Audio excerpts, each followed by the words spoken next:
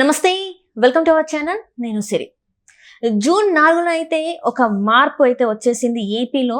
So ఏంటంటే చంద్రబాబు నాయుడు గారి ప్రభుత్వం అయితే ఏర్పడింది. అక్కడి నుంచి మొదలుకొంటే అంటే చంద్రబాబు నాయుడు గారు ఇంకా ప్రమాణ స్వీకారం చేయకముందే మార్పు అనేది అయితే ఖచ్చితంగా కనిపిస్తుందని చెప్పాలి. ఎందుకంటే అధికారుల దగ్గర నుంచి వెళ్ళి ఏపీ రాజధాని వరకు పనులు ఎంత శరవేగంగా జరుగుతున్నాయో మనం చూస్తున్నాం. అయితే ఈ అంశాన్ని ఇంకా మనకి వివరించడానికి మనతో పాటు ఉన్నారు ప్రముఖ రాజకీయ విశ్లేషకులు కేవీ ప్రసాద్ గారు.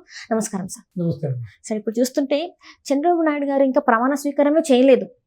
12 తారీఖున చేయాలి. కానీ జూన్ 4న ఏ రోజు అయితే రిజల్ట్ వచ్చిందో ఆ రోజు నుంచి వెళ్ళే చంద్రబాబు నాయుడు గారి మార్క్ అయితే మనకి ఖచ్చితంగా కనిపిస్తుందని అని చెప్పాలి. అంటే అక్కడ అధికారుల దగ్గర నుంచి వెళ్ళి చూస్తుంటే రాజధాని పనులు కూడా ఎంత శరవేగంగా జరుగుతున్నాయి ఏంటి అనేది మనం చూస్తున్నాం. సో దీని మీద యాజ్ ఏ రాజకీయ విశ్లేషకులుగా మీ అభిప్రాయం ఏంటి సార్?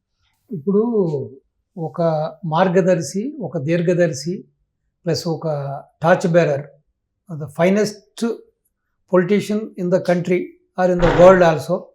బహుశా అన్ని గంటలు కష్టపడి పనిచేసే ఒక రాజకీయ నాయకుడు ఈ ప్రపంచంలో ఒకే ఒక వ్యక్తి చంద్రబాబు నాయుడు అనడంలో అతిశయోక్తి లేదమ్మా. ఎందుకంటే ఆయన వర్క్ చేసే టైం కానీ ఆయన విజన్ కానీ బహుశా ఎవరికీ లేకపోవచ్చు.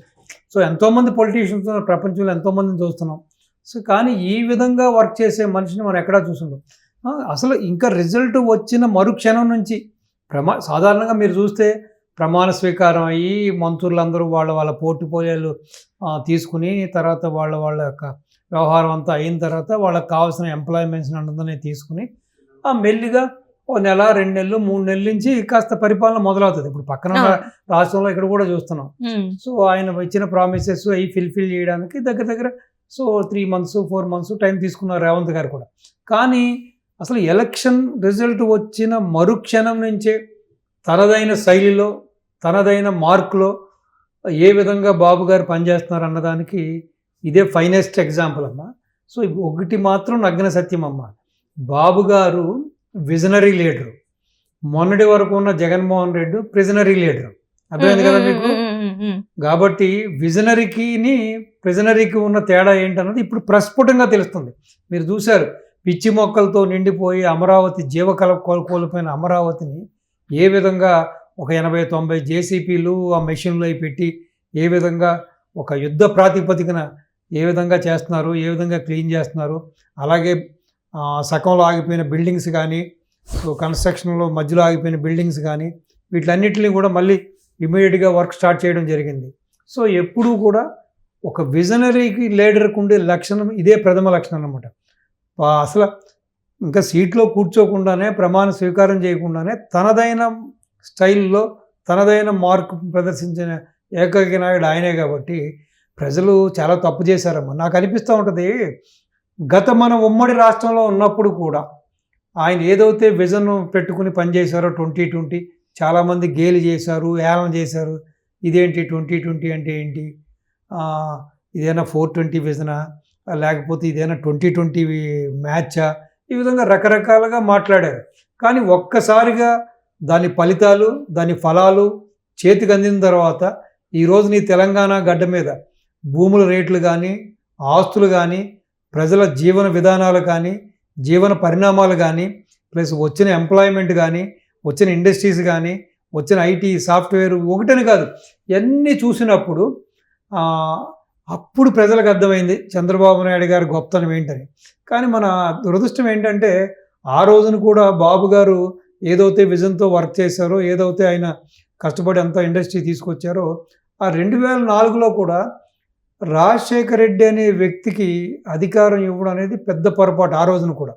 సో ఆల్మోస్ట్ ఆ సందర్భంగా ఒక 10 ఏళ్ల పాటు ప్రజలు చాలా నష్టపోయారు. అంటే నష్టపోయిన సెన్స్ ఏంటంటే రాజశేఖర రెడ్డి టైంలో కూడా ఏంటంటే చేశాడు ఏదో 4-5 పనులు. ఆ జేవి స్వామియాదులు అడ్వైజర్ ఇచ్చిన ప్రకారం ఏదో ఆరోగ్యశ్రీ అనో, ఫీజు రింబర్స్మెంట్ అనో, తర్వాత 108 అనో, సో ఇటువంటి ఏదో ప్రీ పవర్ అని చేశాడు. కానీ బాబు గారి విజన్తో పోల్చుకుంటే, బాబు గారి యొక్క వర్కింగ్ స్టైల్తో పోల్చుకుంటే ఇదంతా డిఫరెంట్. ఇవన్నీ ఏంటంటే తాత్కాలిక తాయిలాలు మాత్రమే. కానీ బాబు గారు చేసిన ప్లానింగ్ ఏంటంటే జీవన పరిమాణం పెరగాలి, ప్రజల ఆస్తులు పెరగాలి, ప్రజల ఇళ్ళు స్థలాలు పొలాలకు రేట్లు పెరగాలి, ప్లస్ ఇండస్ట్రీస్ రావాలి. ఇప్పుడు 2,000 ఇవ్వచ్చు, 3,000 ఇవ్వచ్చు, 4,000, 5,000 ఇవ్వచ్చు. ఇప్పుడు మీకు 2,000కి 4,000కి ఏమొస్తుందమ్మా ఖర్చు? ఈ రోజున్న లైఫ్ స్టైల్కి కానీ, ఈ రోజున్న యొక్క మన ఎక్స్పెండిచర్ కానీ ఏదో వస్తుందా? గట్టిగా మనకి ఇష్టపడిన మంచి వస్తువు కొనుక్కోగలదుమా?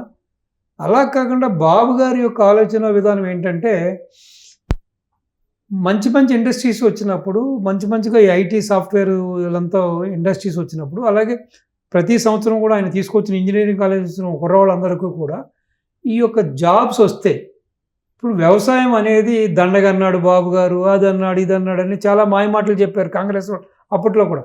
ఆయన దండగనలేదు, వ్యవసాయం దండగ అయిపోతుందని బాధపడ్డాడు. ఎందుకంటే అతివృష్టి అనావృష్టి తెలుసు కదా మీకు. ఒకటి, వర్షాలు లేకపోతే పంటలు ఎండిపోతాయి, నీళ్ళు లేకపోతే. లేదు, విపరీతమైన వర్షాలు పడి వరదలు వచ్చినాయి, దాన్ని ఏమంటారు? అతివృష్టి అంటారు. వస్తే ఉన్న పంటలు, చేతికి అందవలసిన పంటలు మునిగిపోతాయి, కుళ్ళిపోతాయి, కొట్టుకుపోతాయి, లేకపోతే ఈ పండే కాయలు, పళ్ళు, గిళ్ళు, పువ్వులు అన్నీ రాలిపోతాయి. సో ఆయన ఆలోచించిన విధానం ఏంటంటే, ఇది దైవాధీన సర్వీస్ అయిపోయింది కాబట్టి మనం ఈ విధంగా ఈ ఇండస్ట్రీస్ తీసుకొచ్చి, ఈ యొక్క ఇంజనీరింగ్ కాలేజ్ అన్ని తీసుకొచ్చి, ఇటు ఐటీ సాఫ్ట్వేర్ ప్రస్తుతం భూమిలో ఉంది కాబట్టి రంగం, ఈ రంగంలో జనాలను ప్రోత్సహిస్తే, కుర్రవాళ్ళని ఆ విధంగా మళ్ళిస్తే, సో రేపొద్దున అట్లీస్ట్ కుటుంబానికి ఒక వ్యక్తి అయినా ఈ ఐటీ సాఫ్ట్వేర్లో ఓ ₹1,00,000, ₹2,00,000 సంపాదిస్తే, సపోజ్ ఏదో కారణంగా ఇటు అతివృష్టి వలన కానీ, అనావృష్టి వలన కానీ ఈ పొలాలు మన చేతికి అందకపోతే, పంట పొలం మనకు చేతికి అందకపోతే రైతు ఆర్థికంగా నష్టపోతున్నాడు. మళ్ళీ పెట్టుబడి పెట్టుకోవడానికి డబ్బులు ఉండవు, అప్పులు పాలైపోతున్నాడు, ఆత్మహత్యలు చేసుకుంటున్నాడు. సో కాబట్టి ఈ విధంగా ఒక్కొక్క రైతు కుటుంబం నుంచి ఒక్కొక్క కుర్రవాడు మినిమం ఒకడైనా సరే. సో మనం ఈ రోజున చూస్తుంటే ఒక కుటుంబంలో ఒకళ్ళు ఏంటి ఎంతమంది ఉంటే అంతమంది సాఫ్ట్వేర్లు అయ్యారు, ఐటీ అయ్యారు, దేశ విదేశాల్లో బ్రహ్మాండమైన పొజిషన్లు ఉన్నారు. సో బాబు గారి విజన్ ఏం చేశారంటే, ఆ కుర్రవాడు ఎర్నర్గా మారితే, సో ఇటువంటి పరిస్థితి వచ్చినప్పుడు సో డెఫినెట్గా ఆ కుటుంబాన్ని ఆదుకుంటాడు, మళ్ళీ తండ్రికి చేదోడు వాదుడుగా ఉంటాడు, ఈ ఆకలి చావులు ఉండవు, ఈ అప్పులు చావులు ఉండవు, అప్పులు బాధలు ఉండవు. సో ఆయన విజన్ అటువంటిది. సో ఆయన విజన్ ఎప్పుడు కూడా ఏంటంటే, అంత గోల్స్ అలా ఉంటాయి. ఏదో ఈ రోజున ఏదో తాత్కాలికంగా మన ఇంగ్లీష్లో సామెత చెబుతారు, people want to be a dogs, let them be a dogs. అంటే జనాలను కుక్కల్లాగే పెట్టుకొని ఏదో ఒక బిస్కెట్ వేయడం అనే విధానం ఆయనది కాదు. ఈ రోజున జగన్మోహన్ రెడ్డి కూడా మనం చూసాం. జగన్మోహన్ రెడ్డిని ఏం చేశారు ప్రజలు? రాజశేఖర్ రెడ్డి ఏదో చేసేసాడు, రాజశేఖర్ రెడ్డిలో మనం చికెను మటన్ తిన్నాం. అదే జగన్మోహన్ రెడ్డి రాజశేఖర్ రెడ్డి కొట్టి బిడక్ కాబట్టి ఇతనికి అధికారం చేతికిస్తే రోజుకొక బర్రె, రోజుకొక గొర్రె తిందామని ఆశించారు. చివరికి బర్రె పేడ, గొర్రె గొద్దులు కూడా ప్రజలకు మిగల్చకుండా మొత్తం అందరి ఆస్తులు రాష్ట్రాన్ని సర్వనాశనం చేసేసాడు. ఉద్యోగాలు లేవు, ఉపాధి కల్పన లేవు, సంపద సృష్టించడం లేదు. అక్కడ ఇక్కడ ఉన్న ఆస్తులన్నింటినీ తనఖా పెట్టేశాడు. ఎక్కడెక్కడ అప్పులు దొరుకుతాయి అప్పులు తీసుకొచ్చేసాడు, రాష్ట్రాన్ని సర్వనాశనం చేసేసాడు. అదే బాబు గారు ఉండుంటే ఈ రోజున ఎలా ఉండేది పరిస్థితి మీరు ఆలోచించండి. కియా మోటార్స్ ఎక్కడో ఒక ఎడారిలో తీసుకొచ్చి కియా మోటార్ తీసుకొచ్చాడు. రేణిగుంట చుట్టుపక్కలన్నీ కూడా మీకు అన్ని మొబైల్ కంపెనీలు తీసుకొచ్చారు. అదే ఇక్కడ శ్రీ సిటీలో ఎన్ని కంపెనీలు తీసుకొచ్చారు. అదేవిధంగా అమరావతి చుట్టుపక్కల ఎన్ని విశ్వవిద్యాలయాలు వచ్చాయి అన్నీ చూసాం. సో ఎప్పుడూ కూడా కస్టడీలో ఉన్నవాడిని, కస్టడీలో ఉండవలసిన వాడిని ఎప్పుడూ కూడా మనకి కస్టోడియల్ గార్డెన్గా ఉంటాడని ఆశించకూడదు. అటువంటి వ్యక్తిని తీసుకొచ్చి మనం పవర్లో కూర్చోబెట్టి, పదవిలో కూర్చోబెట్టి అందరం ఎక్కించకూడదు. ఎప్పుడు కస్టడీలో ఉండవలసిన కస్టడీలోనే ఉండాలి. కస్టోడియల్ గార్డెన్ అంటే కేవలం బాబు గారు మాత్రమే. ఈ రోజు చూశారు కదా, బాబు గారి యొక్క విజన్ చూశారు కదా. ఇంకా పదవి ప్రమాణ స్వీకారం చేయకుండానే తనదైన స్టైల్లో ఏ విధంగా చేస్తున్నారు, ఏ విధంగా ఈ అవినీతి అక్రమార్కులకి ఆల్రెడీ గుండెల్లో రైళ్లు పరిగెడుతున్నాయి. కొంతమంది పారిపోదామని, కొంతమంది ఏమో ఇక్కడి నుంచి వేరే వాళ్ళ మాతృ సంస్థలకు వెళ్ళిపోదాం కూడా వాళ్ళు రిలీవ్ చేయట్లేదు.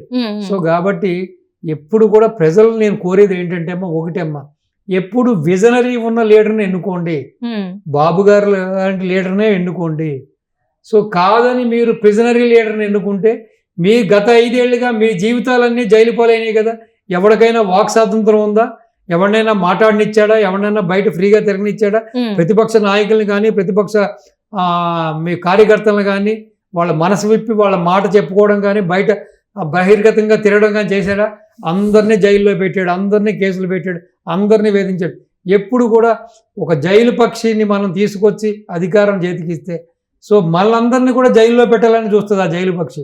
ఇక్కడ జరిగింది అదే. కాబట్టి ఎప్పుడు కూడా ఒక విజనరీ ఉన్నవాడు, ఒక మార్గదర్శి, ఒక దీర్ఘదర్శి, ఒక టార్చ్ బేరర్ లాంటి బాబు గారినే ఎన్నుకోండి. అంతేగాని 16 నెలలు చెప్పకూడు తిన్నవాడిని, ఇన్ని ఆస్తులు దోచిపెట్టుకుని, అసలు 2004 ముందు తింటా కూడా తిండి లేకుండా ఉన్న ఇల్లు అమ్ముకున్న వాడిని తీసుకొస్తే ఈరోజు లక్షల కోట్లు సంపాదించుకున్నాడు.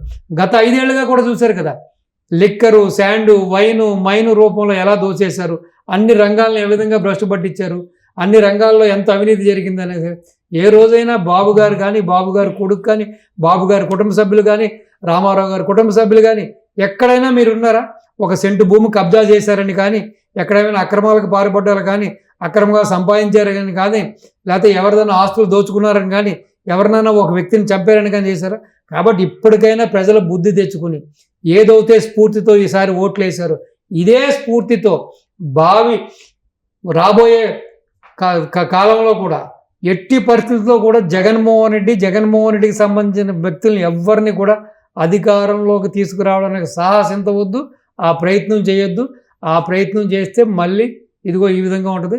కాబట్టి బాబు గారు ఆయన రాజకీయాన్ని మొదలుపెట్టారు కాబట్టి డెఫినెట్గా ఇది ఒక మంచి మార్పు అమ్మ. తొందరలోనే మనం ఇటు అమరావతి కానీ రాష్ట్రం అంతటా కూడా మంచి రోజులు వస్తున్నాయి, మంచి మంచి ఇండస్ట్రీస్ వస్తాయి, ప్రజలు సుఖశాంతులతో ఉంటారు. సో డెఫినెట్గా మరొక్కసారి ఆల్ ద బెస్ట్ సిబిఎన్ గారు. Right, thank you so much sir.